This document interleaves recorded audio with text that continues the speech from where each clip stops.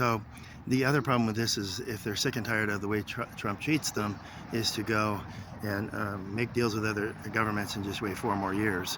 I doubt very much the Republicans will be in power in 4 years unless they cheat. So that would be one way to look at the problematic part of this. One is nations can trade with other people. Now, they got around his first term by people trading with Canada.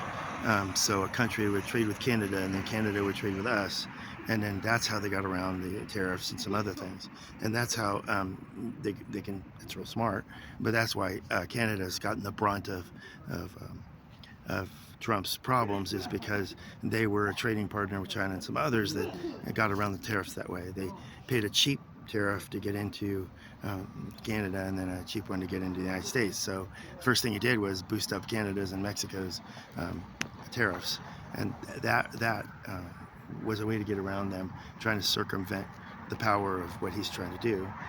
I don't think Trump's smart enough to do this, and I think that the problems are many, and he'd have been better off doing it real slowly, but he can't because politicians would stop him, and because the power of the tariffs doesn't really rely on him. He's using a War Powers Act, but it doesn't really rely on him.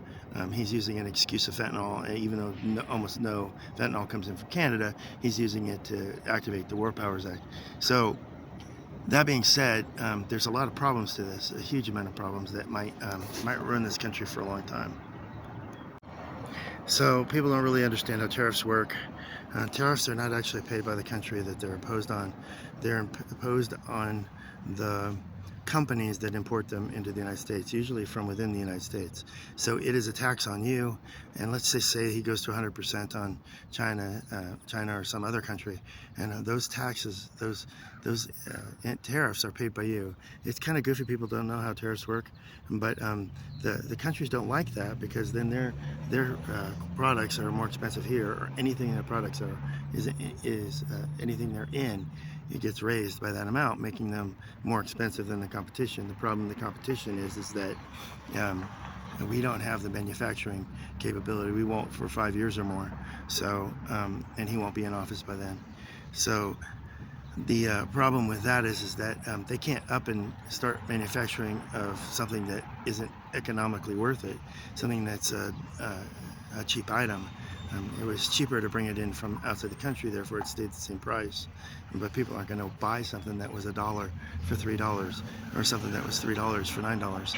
You know, I was going through the store and I was thinking, what would this be like if it's 50% higher or 20% higher? So you do that. So this is the downside of this, is he's ruining a very healthy economy, kind of an economy that everybody else in the world wanted to have, and he's ruining it because of this plan to try and reset tariffs and reset the trade, global trade. Now, I don't think we should be as industrialized as or lack of industry as we've had.